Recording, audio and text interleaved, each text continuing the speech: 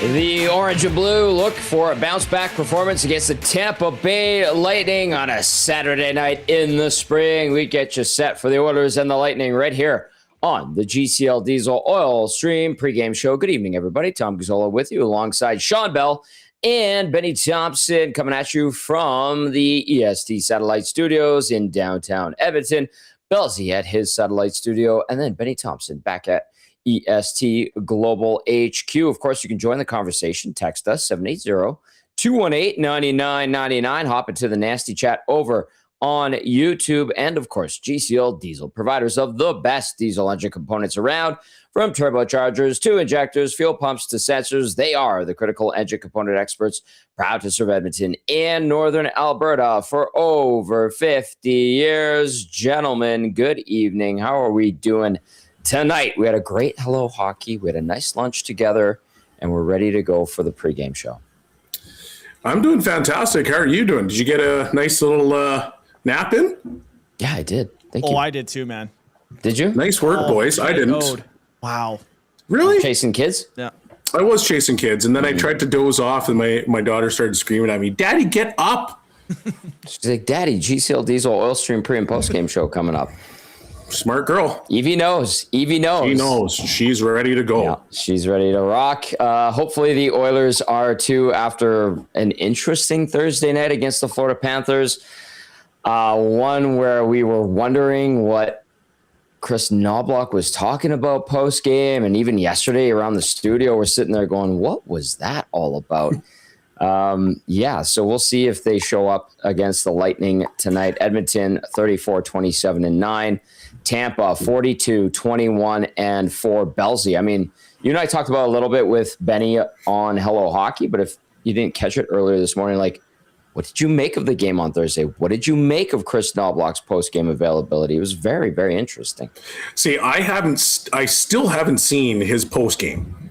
So, but everybody keeps telling me about how is delusional the right word for it, or maybe just it was something different than what other people saw. Yep. Okay, so the game against Florida, you know, we talked about it earlier today. You expect this is one of our biggest rivals. You've got Matthew Tkachuk, who's on the team, who consistently takes shots at your organization, your best players. They've won 2 Stanley Cups back-to-back against you. If there was a time to say, I'm going to be ready for the game, that's probably it. Unfortunately, they didn't really play that way. No. And the Florida Panthers came out and they took it to the Edmonton Oilers. They were more physical. And this is just my opinion from my vantage point. And row, I think it was like row 26 or 27, row 28, 134. That's where I was sitting. Nice seats. And it looked like a team that didn't really care who was there. They were just going to coast through that game. Yep. And unfortunately, it was the Florida Panthers. And once again, they walk away. They come into Edmonton. They walk away with a victory. Benny, we've had almost 48 hours to process what we witnessed on Thursday. Have you gone over it? Have you thought about it as well? Calm down. No. Well, I thought you handled it quite well. No, I still stand on it. I mean, that was embarrassing. For a game that, like Belzy was saying, you're playing against guys that have taken shots at your organization, but not even just like off the ice stuff. Like, I mean, this team flat out beat you in 2 Stanley Cup Finals, and you showed up acting like you were playing the San Jose Sharks on a Tuesday night. You can't do that against the Florida Panthers. The Florida Panthers lose to the Vancouver Canucks the game before, and they lose to the Calgary Flames the game after the Oilers. And I'm not surprised by it for a second, because the Florida Panthers are done. They're not making the playoffs, and they're going, okay, yeah, well, whatever. Like, we don't really care. Like, beef with Calgary, they've always sucked since we've been good. Vancouver, they're a mess. Whatever. But the Edmonton Oilers have been their biggest rival over the past couple seasons. Of course, they're going to get up for that hockey game. The fact the Edmonton Oilers didn't, I think, is a direct sign of what's going on with this team this whole regular season. They haven't been up for the challenge this year. So, and I mean, to me, you can't give them this whole regular season, whatever. They'll be fine for game 1 of playoffs. Like, they're not guaranteed a playoff spot, man. Every point is so valuable for this team right now. They're lucky they got some score help today around the NHL, which was nice. Again? But, Pacific sucks. We've been talking about it, but I mean, seriously, that's the situation this year, man. So I mean, yeah, it was embarrassing. I'll say that again. That's how it went on Thursday. They can rewrite the history a little bit here against Tampa tonight, but I mean, we'll see. I don't know. Yeah, it's a tough task, man. I mean, no kidding. My question tonight leads to like kind of what. Go for it. Yeah, that's where I was going to go. Question of the night. What is it? So, question of the night is, I mean, I was talking about it with you guys earlier. Do the Tampa Bay Lightning have the best chance to win the Stanley Cup this year in the NHL? Ooh. Yay or nay? Let me know. 780-218-9999. Hop into the nasty chat. Bellsy, you go first. I think they're in the top 3. Now, I was doing some research looking at, kind of how they've been playing their last 10, their last 20. They're 12-8, their last 20, which is a respectable number. Yep. They're second, I believe, in goals for. They're third in goals against, or vice versa. So they've got lots of promise. They've added some veteran players like Corey Perry, who are legit in the playoffs. But then there's that little team from New York named the Buffalo Sabres. And right now, I believe they're 6-2 in their last 40 games. And we talked about this on Hello Hockey. That is the best 40-game stretch in the NHL since 1995-96 Detroit Red Wings. So I want to sit here and say that the Tampa Bay Lightning are the favorite. And I think for a lot of people, they might be because of, obviously that experience that we've seen them in the playoffs, the experience and the gamesmanship, if you will, that they have. But I'm having a tough time, and this is going to sound crazy. Don't go after me. I'm having a tough time seeing them get past Buffalo based on the way Buffalo's playing. Interesting. I have no qualms with that. Buffalo is it feels like they're a team that's not getting the respect maybe they deserve. Yeah. You know what I mean? Like, I think they're not that great still for a Stanley Cup. Their roster is, it's got good players everywhere. They've always had, yeah. But I think part of the reason why they don't get the respect is when you look at a matchup against Tampa Bay, like Kucherov, Point, Hedman, like the high-end players from Tampa, you think from base-off name recognition are much better than what Buffalo has. But Buffalo's team has been playing fantastic, and they still got like 4 or 5 guys injured. I think Jordan Greenway would be a great depth add. He's hurt. He's been hurt for quite some time. They've still got some guys that are going to be coming back into the lineup. And you're like, oh, okay, well, based on the way they're going, like Sam Carrick has 5 goals since joining the Buffalo Sabres. Great guy. Like he's added unbelievable depth. So team-wise, they look like they're doing well. They're humming along. So I want to say Tampa, but that series will be an absolute war. Some people texting in saying they think Tampa has an easy road to the Stanley Cup final. Quaddy says, yes, Bolt's probably the easiest path of any contender. Rip City Steps says Buffalo going to be a tough out. Hello, Taylor. How are you? Hope you're doing well. And then Shaggy says with the Preds coming on strong, either order stay second or third in division or missing playoffs. Looks like both wild cards are coming from Central. Shaggy. In good form. Yes. In good form. All right. Listen, I think the Tampa Bay Lightning are a damn good team. I think the Buffalo Sabres don't get the respect that they deserve. And I don't know. It's been a weird season in terms of like jockeying for position. We're obviously calling the Pacific Division a turtle derby. I think that's a fair thing to call it. In the Eastern Conference, we've had teams kind of peak, fall a little bit. There's been some ups and downs in the East, but nobody's denying the strength of the Central Division either. Yep. So I do like Tampa's chances. I don't know if they have the easiest path, but I think that they would be the type of team that would forge their way through. You know what I mean? Mm-hmm. Like they don't care. They're veterans. They know what to do, and they're just going to go. So let us know your thoughts. 780-218-9999. Hop into the nasty chat as well. Derek Van Diest from NHL.com will be joining us at 7:30 to give us the scoop on the Tampa Bay Lightning.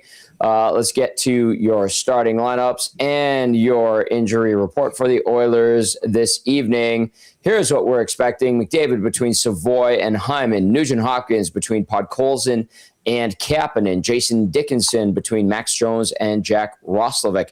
Adam Henrique centering Josh Szymanski, and Roby Yarventi making his Oilers debut.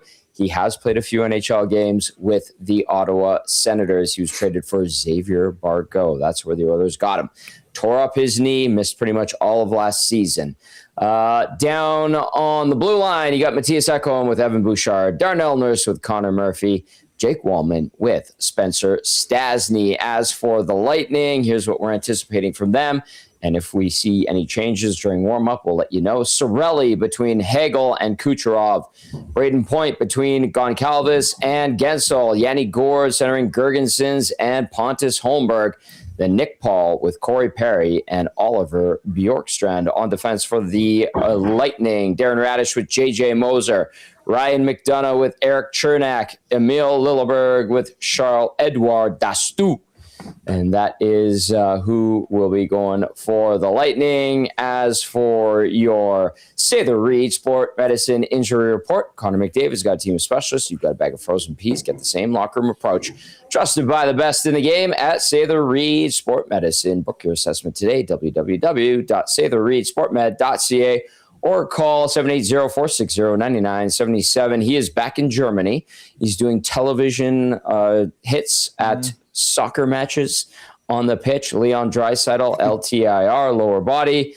Ty Emberson, he's been dealing with an upper body issue. Colton Dock, upper body. Curtis Lazar, IR, upper body. And Matthias Janmark, LTIR, shoulder. As for the Tampa Bay Lightning, Victor Hedman, illness, expected to be out another day or two. We'll see. And then Declan Carlisle, lower body. Dominic James, IR, leg, out for the season. Maxwell Crozier, abdomen, IR, out for the season. There is your Say the Reed Sport Medicine Injury Report. Book your assessment today. www.saythereedsportmed.ca, or call 780-460-9977. And boys, your goaltenders for tonight: Connor Ingram for the Oil, and we're anticipating Victor Hedman for the Lightning. Anything roster-wise you guys want to hit on? Who's in net? Sorry, Vasilevsky. Oh, okay. I was literally. I was like, man, reading. This guy's got a career renaissance, eh? Wow. I'm sitting here reading the injury report as I'm saying that. I'm sorry, Vasilevsky. My bad. The other giant. My bad. The other giant. Yeah, there he is. There he is. Pardon me. I apologize. Nothing really stands out. I was going to say, well, I mean, Hedman and net definitely would have stood out, but That'd be weird. It's a good lineup, deep lineup, and it's a lineup. If you come out sleeping, it might be 4 or 5-0 after the first. So the Oilers need to be ready, and they have to make sure that they can't have the exact same effort they did against Florida, despite what the coach thinks. I think a lot of people thought that they were lackluster. Mm-hmm. That's fair. Vasilevsky 8-4 versus the Oil lifetime. 12 games played, 276 GAA, 916 save percentage, no shutouts, and he's having a decent season, of course. And then when you look at the Oilers, Connor Ingram, I mean, they're going to ride him the rest of the way. I don't think anybody's surprised anymore. He's basically been declared the starter. He is 2-1 lifetime versus the Lightning, 227 GAA, 939 save percentage. In the 3 games he has faced Tampa, he does have 1 shutout in those 2 wins. So decent numbers in small sample size versus Tampa. Okay. Bookkeeper Belle texting in, says Buffalo, in regard to the question of the night, did something the Oilers just won't do.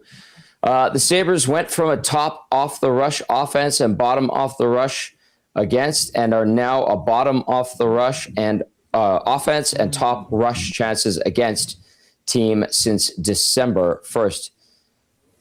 You know what's crazy is, like, the coach didn't change. the players didn't change. It was a GM change. And it was like, what the hell happened? Bellsy, have you ever gone through anything like that?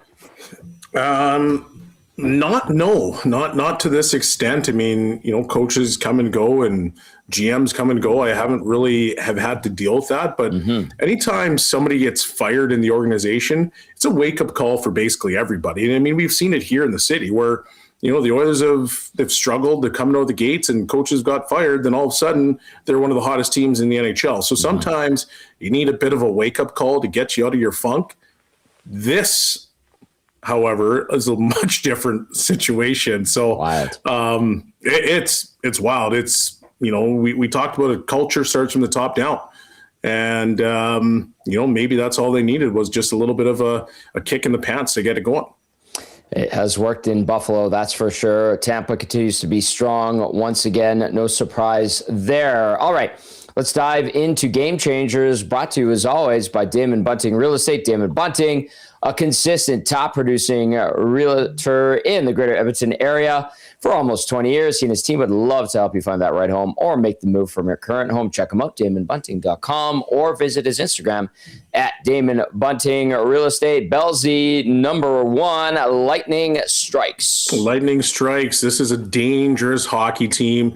We've already talked about it. They're second in the league in goals for. They're third goals against. Their PKs at seventh. The only thing that they seem to do and struggle with is their power play, but even that's over 20%. Their team is littered with players that put up points, and this is a team, like Benny mentioned earlier, could be a Stanley Cup favorite.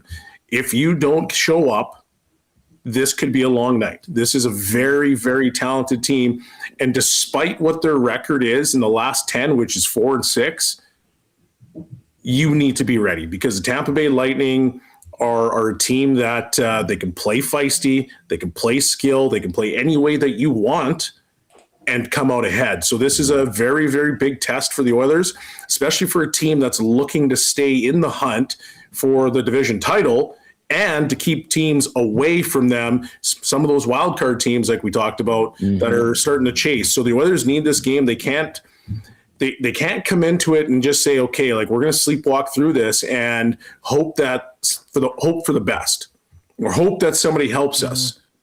It's going to go tie into my third point. Well, but you kind of got to control what you can control. Okay. Do you want me to give an out of town scoreboard update because you kind of hinted at it? Yeah. You're talking about you can't always rely on help. Guess what?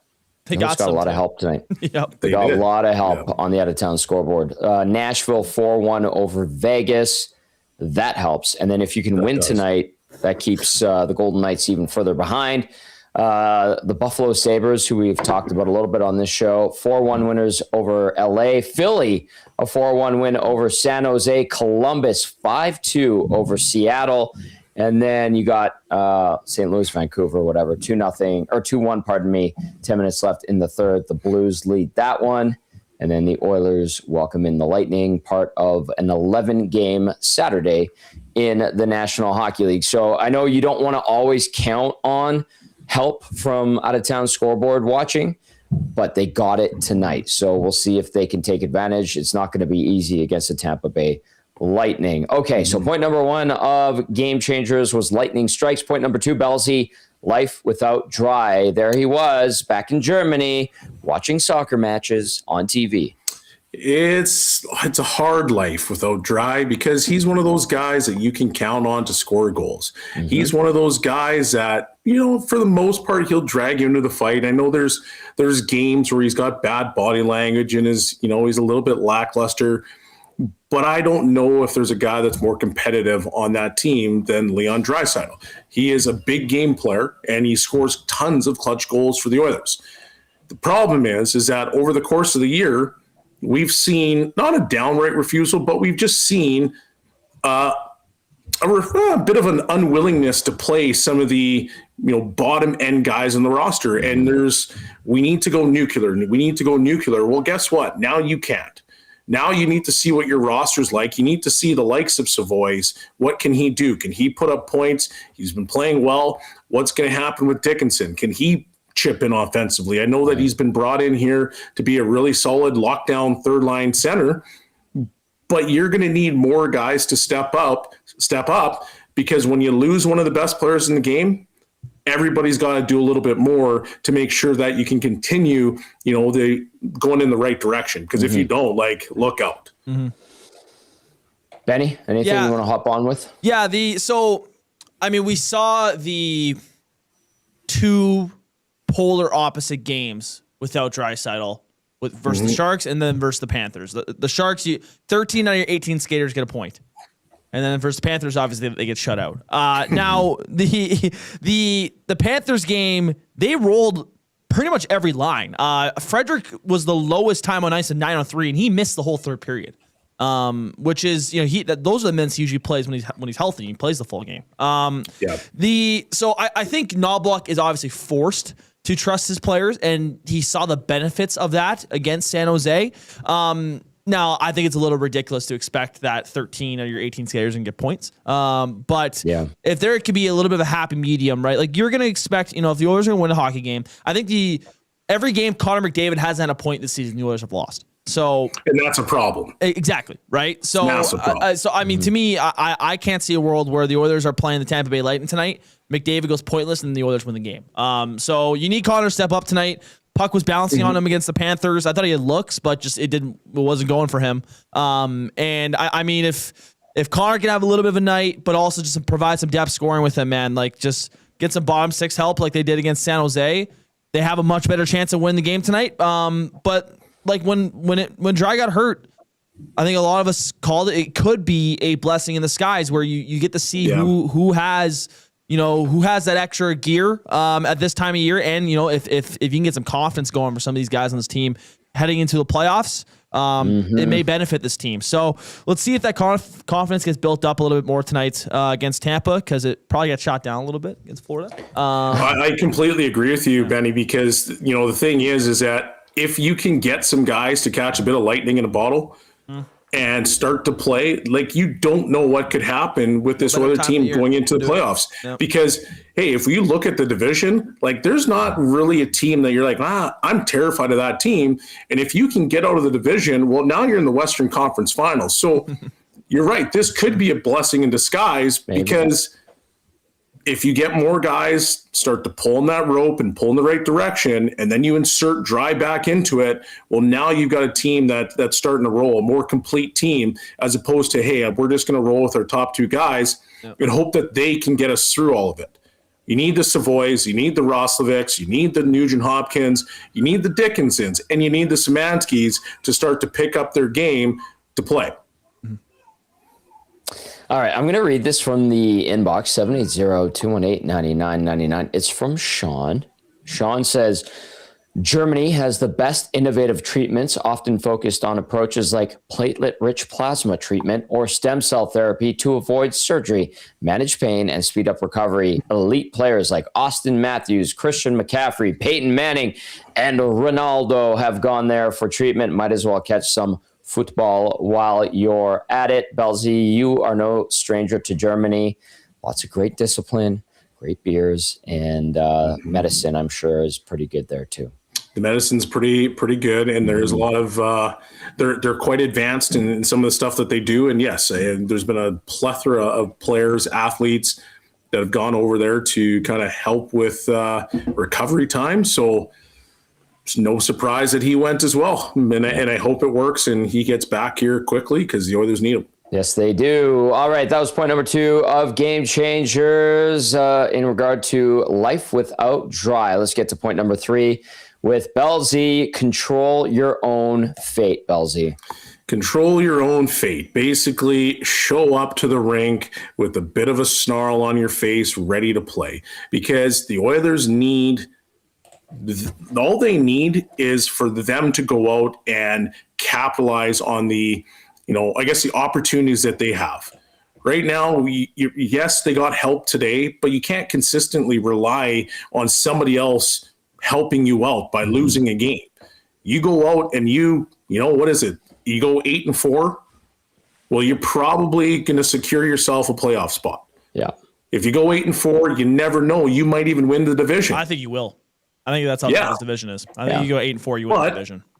If you decide to kind of have efforts like you did against the Florida Panthers, like there's a high likelihood you could be out of the playoffs because everybody's trying to get there.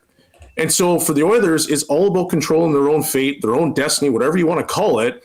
But it all starts with having the ability to show up and play hard because it's playoff time. And usually when the Oilers are backed up against a wall, that's when they show up.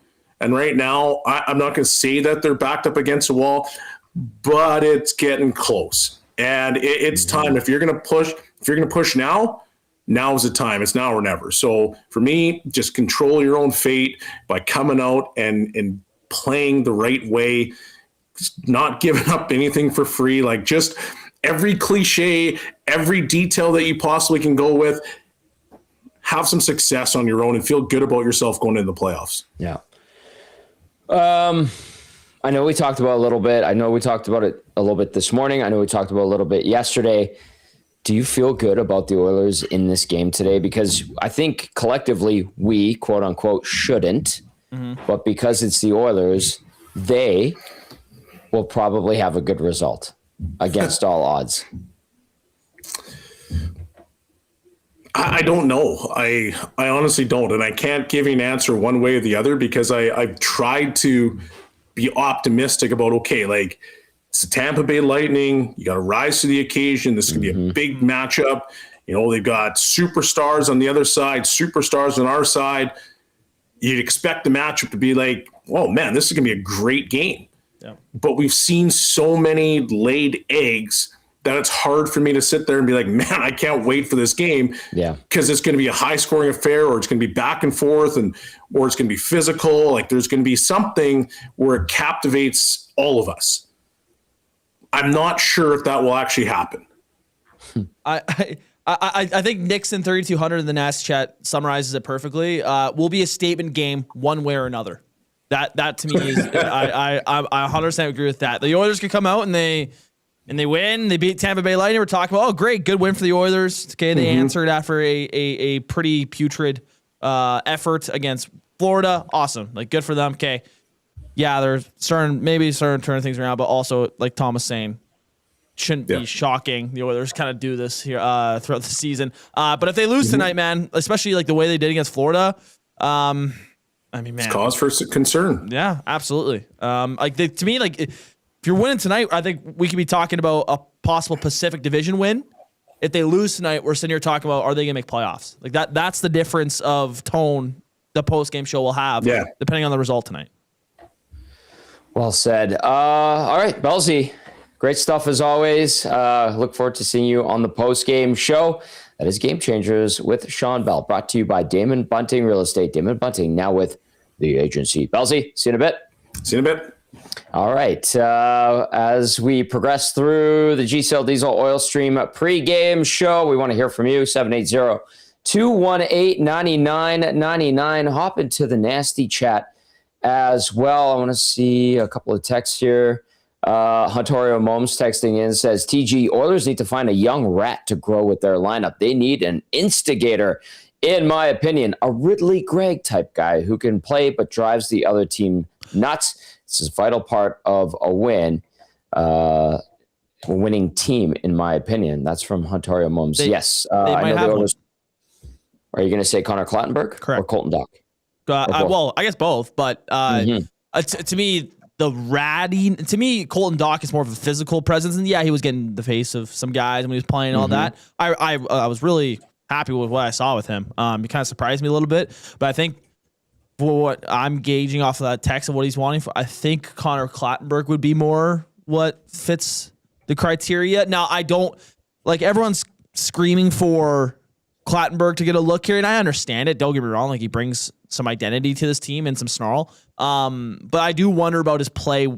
You know, when the puck's not on a stick, or if he isn't roughing a guy. You know what I mean? Like I think they look at him as a guy that is, should be an AHLer.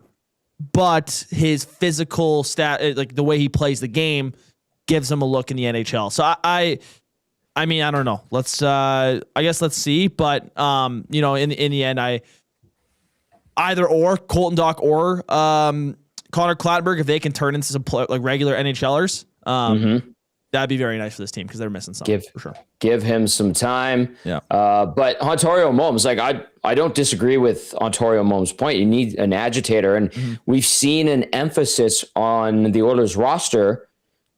Big, strong, tenacious, right? That's why Max Jones got the call up rather than Ike Howard, rather than Quinn Hudson, is because they want to play tough playoff style hockey.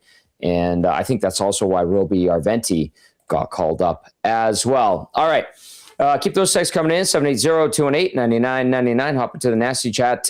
Derek Van Diest from NHL.com will be joining us to give us the scoop on the Tampa Bay Lightning. In the meantime, let's get to your game day odds check, brought to you by Play Alberta. When you play in Alberta, it stays in Alberta. Safe and secure. The revenue generated from Play Alberta is redirected into Alberta's General Revenue Fund, which is used to support programs and services that Albertans rely on every day. Your money line tonight, you've got the Oilers as home dogs. They're at plus 114 over at Play Alberta. The Lightning at minus 133. The over-under naturally set at 6.5.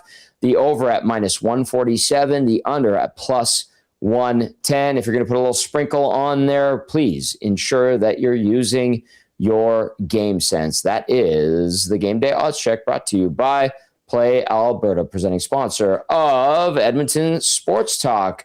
All right, DVD, give me a thumbs up if you're good to go. I see you, buddy. Yep, he is good to go. Derek Van Diest coming at us from Rogers Place as the Oilers and Lightning get set to go toe-to-toe. All right, DVD, this Lightning team looks like it's ready to be a contender once again. Probably is. Playing well generally. I know the numbers over the last 10 games haven't been great, but this season they've been a beast in the East. What are you expecting from them tonight?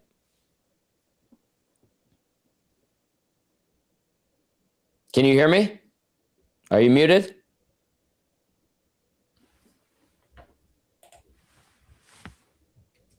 Well, you can't hear him? Yeah, his mic's not coming through, so we'll. Oh, okay. We'll get DVD up and running shortly here. Do you want to run Chris Knobloch in the meantime? Do we have that? Let's do that. Let's do that. Here's Chris Knobloch from the locker room earlier this morning. All right, here we go. Produce in different ways, Chris. So what would you describe Kucherov's kind of style like and the right way to play against him? Well, obviously very dangerous on the power play and 5-on-5. A lot of his offense comes from his kind of power play spot. That's 5-on-5, but when you're scoring at that rate, especially as over the last 40 games, you've got to be able to. He's been doing it many ways off the rush, in the offensive zone, and anytime you have success, you got to be aware and being able to shut down the other team's top players. And we're going to do our best to try and keep him off the score sheet. But obviously, that's a tall order because he's been, scoring at the rate he's been. What do you miss most about not having Corey Perry? His in-game management, something's got to happen. Yeah, you can change the mood of the game, stir it up, get the other team distracted. You can also score goals. He's very good around that net. There's a reason why he's been in the NHL as long as he has been. A lot of respect for him. He was a great teammate for us. And you can see why Tampa would make that trade for him because he's a competitor. Chris, we know a couple of days ago you guys weren't happy with their start and the overall energy throughout the game, but the Lightning are 35-1 and they score first. Can you maybe talk about the importance of getting off to a good start against this team? Well, the start is very important, getting that first goal. They are the best defensive team in the league, and even when you do get your chances, they got a pretty good goalie to make the stops. So, they're very comfortable playing with the lead, and they've got the star power and they've got the offense to overcome lead or deficits. But the biggest thing is just how good they are tight defensively, and they get even tighter if they have leads. So that first goal is important. What are some of the details that you look for at the start of a hockey game to see if your group is operating where it needs to be? Puck management, getting pucks in, not trying to force things. If we're trying to force things, we slowing the game down, and we're also making mistakes usually. So I would like us just being able to get pucks in, establish our forward check, and put the pressure on them. And goalie tonight? Ingram.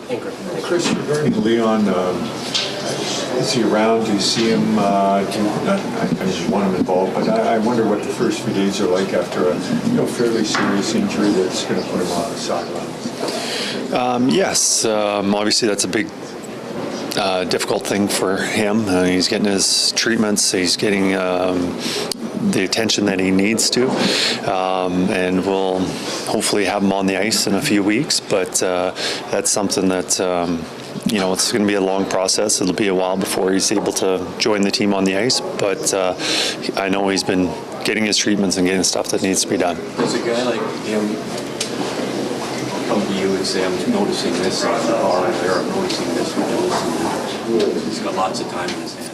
Oh, absolutely. Absolutely. Yeah, he hasn't quite joined the coaching staff, but absolutely. The players who see the game as well as they do and wanting to keep him involved, any insight that he has, we're all ears. So this is quite a run of starts here for Ingram. How's Tristan Jarry sort of managing this situation, and what's kind of the plan for him in the meantime here to try and get things pointed in the right direction? Yeah, well, he'll return and get to play soon at some point during the road trip.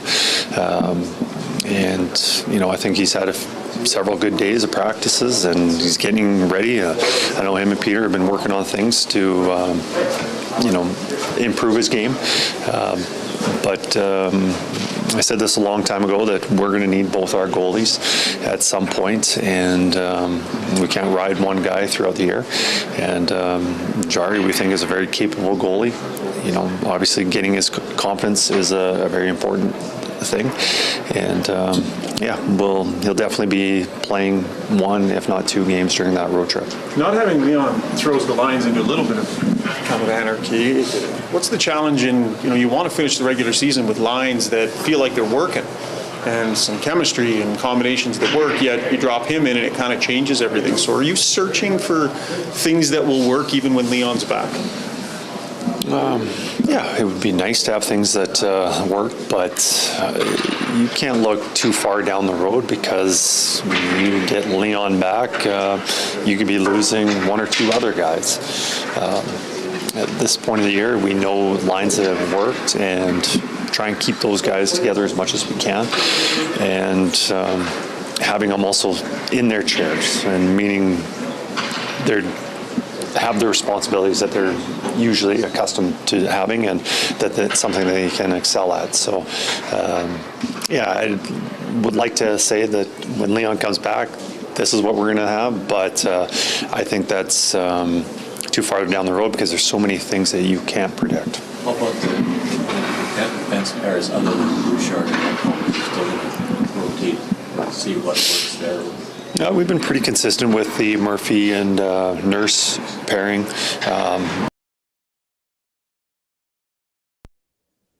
All right, that was Chris Knobloch. Derek Van Diest will be joining us from Rogers Place. He will be doing it via the phone line. Benny, we have him. We do, yep. We do. All right, DVD, good to go from NHL.com. DVD, can you hear us loud and clear? Yeah, loud and clear. Sorry, the internet was kind of freezing up here in the press box, so couldn't right? make it out. But yeah. A place called Rogers Place having tough time with a wireless connection. Anyway, we've got you now, so it's all good. All right, give us the scoop on the Lightning going into this one. We know they're a bit of a beast in the East, and they're going to be a tough opponent for the Oilers. Edmonton trying to come off that tough 4-0 shutout at the hands of the Florida Panthers. What do we need to know about the Lightning tonight?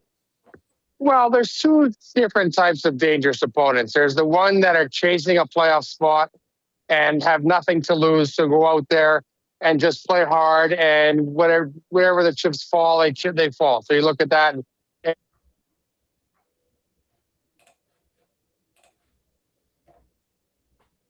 Opponent that's at the top of the standings, they're going to be in the playoffs. They know they're going to be in the playoffs. Whether or not they really care if they finish first in the division or second in the division, I'm not sure. But they're a dangerous opponent as well because they're already in and they're just trying to work on things and they're just trying to play hard. And that's what the Tampa Bay Lightning are. They're a very, very good team. This is a team that obviously won the Stanley Cup two years in a row. Hey, we're losing them? Came to a reload type thing. And then I think that's what's working right now for the Tampa Bay Lightning. All right, we got DVD with us from NHL.com. He's down at Rogers Place as the Oilers welcome in the Tampa Bay Lightning. Kucherov chasing McDavid for the Art Ross. He's at 114 points, tied with Nathan McKinnon. McDavid at 115 through 70 games. Kucherov's only played 63 games, DVD. Do you think we kind of don't give him the credit he deserves?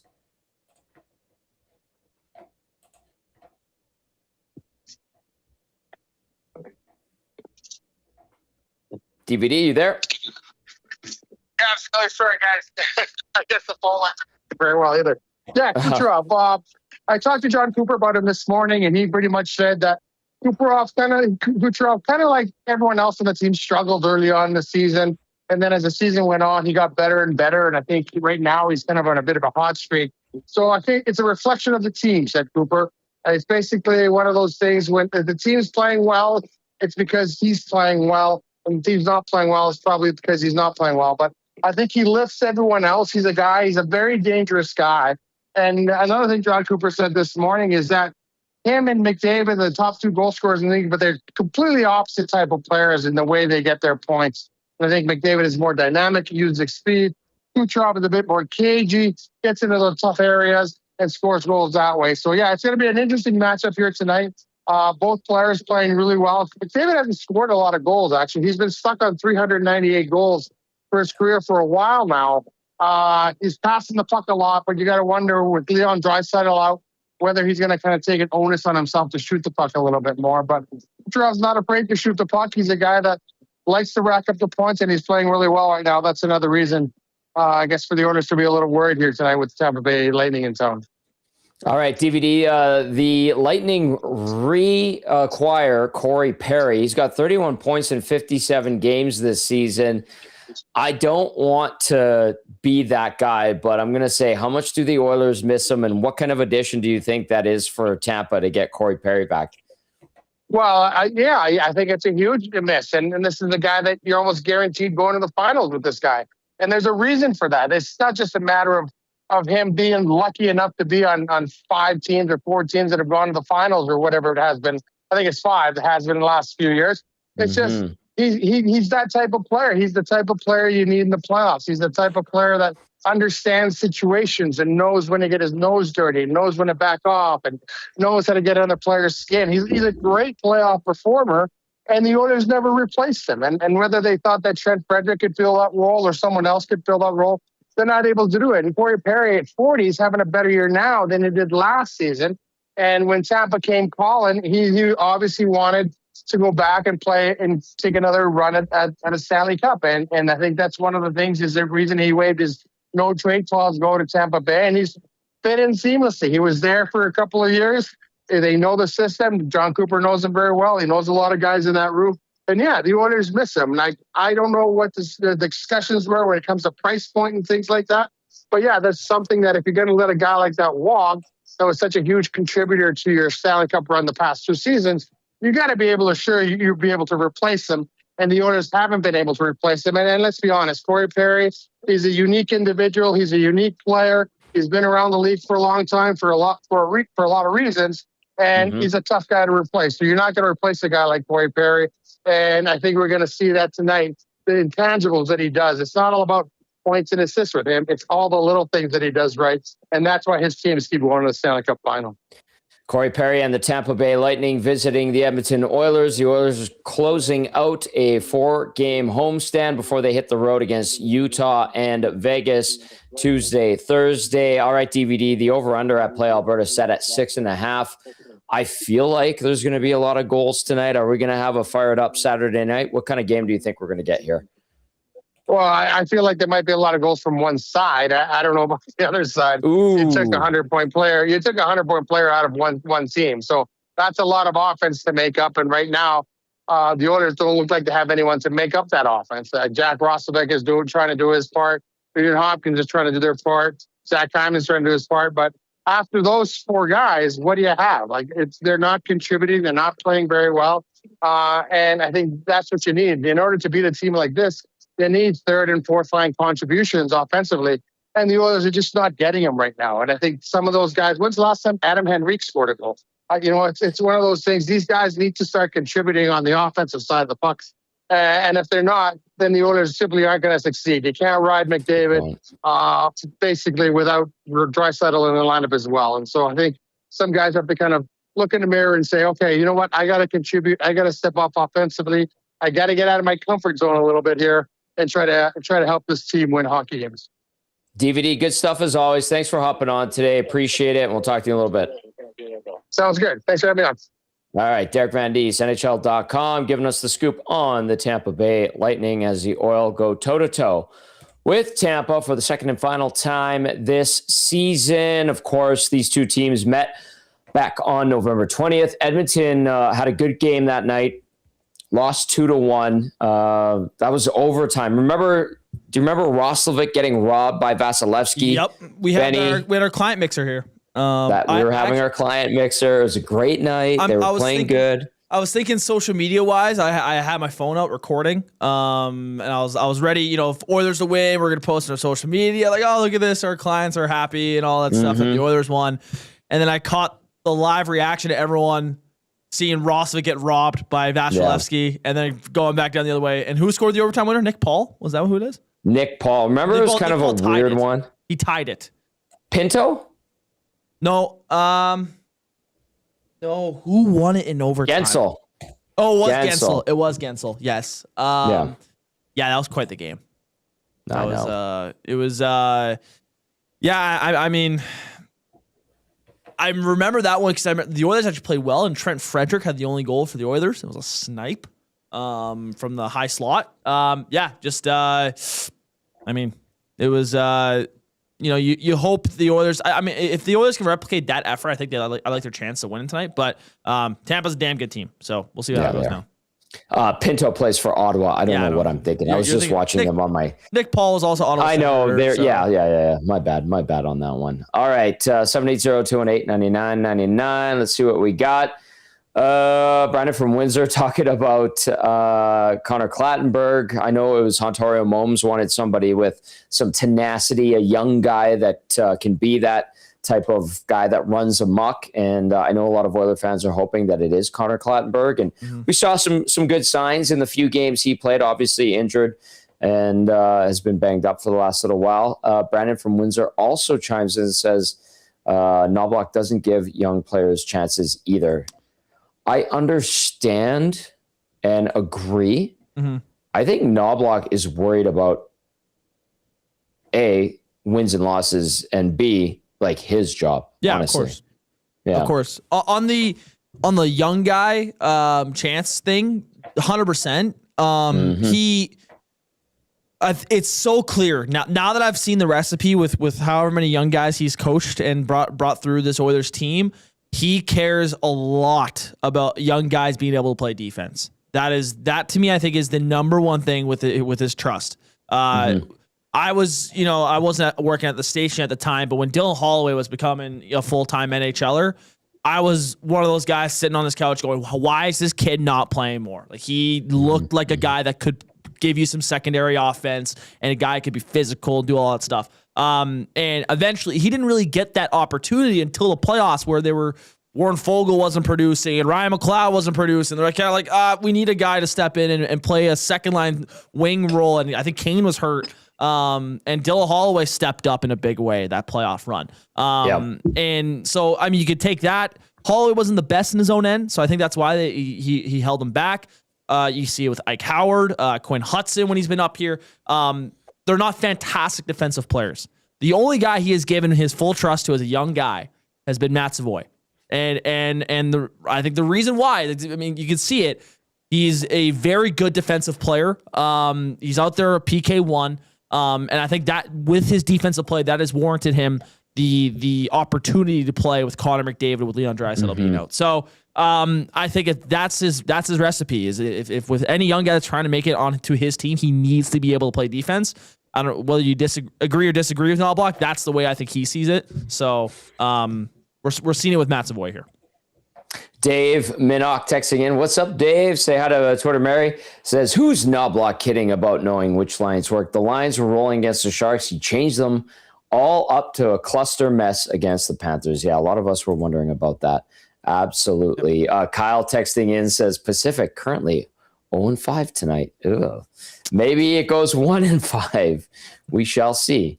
Rowdy Roddy texting and says, hey, Tommy and Benny, great show as always. Something is definitely wrong in the room. No pulse, I think. I thought this might happen way before the season started because of an Olympic year. Oilers getting pounded tonight 6-1, says Rowdy Roddy. Cooch getting 4 points. Your pal, Rowdy Roddy. Oh, not so optimistic there. My goodness. Mamma mia. Russell texting and says, hey, Tom, I can't even listen to Knobloch anymore. Can't stand his voice. Don't believe a word he says. Anyway, have a great night, Fort Sask. Russ, you know what? We're hearing a lot of that. We are lately. Yeah. I started to push back on it early in the season because one, I was like, okay, it's early. They just extended him and all this stuff. But yeah, the more that it's gone on, you can see, I think the pressure starting to get to even him a little bit. And you're starting to, like, I mean, it just, yeah, I don't know. Obviously, I don't know if they're going to fire him. Like, it's tough. You just extended him. But I know. His extension kicks in next year. Yeah, man. I don't get me wrong. I think a lot of people are wanting him gone. But a deep we're seeing a lot of that. Yeah, a deep playoff run I think would cure that a little bit for some people. But yeah, I mean, if this team's a first or second round exit, I think we're gonna hear a lot of talk about how Chris Knobloch should be gone. And I would say like the chances of him being fired midway through the season were probably at 5%. I think they're much greater now with how the season's unfolded. Yep. There's one other text. Juan says I should have asked DVD if that was a large. Good reference. Damn good reference. Nicely done, Juan. Nicely done. If I had the board in my satellite studio, I would hit the applause button for sure. That was in regard to Hello Hockey when we had Dave Pagnotta on today. I had to, Benny. Like, I just had to. I just love how he was mid-sentence, like just going on and just, is that a large, Dave? Is that? We were running out of time. We had to cut it. I know. And he's just like, yeah, it's a sweatshirt. Why? Well, last week he wore a medium. He did wear a medium. And we called him out on that. It was toy like a toyga. All right. That's going to do it for the GCL Diesel Oil Steam pregame show. Big thank you to Derek Van Diest from NHL.com for hopping on, giving us the scoop on the Lightning. Let's see if the Oilers can bounce back against the Florida Panthers. It's not going to be easy. Tampa, one of the best teams in the East. They haven't been playing particularly great, but you know what? They give teams fits, but the Oilers did rise to the occasion back on November 20th, losing in overtime. Let's see if Edmonton can bounce back, get an important 2 points. They got a lot of help on the out-of-town scoreboard. For Benny Thomson, for Shawn Belle, I'm Tom Gazzola saying thank you for watching. Thank you for listening. Enjoy the Oilers and the Lightning. We'll see you on the postgame show.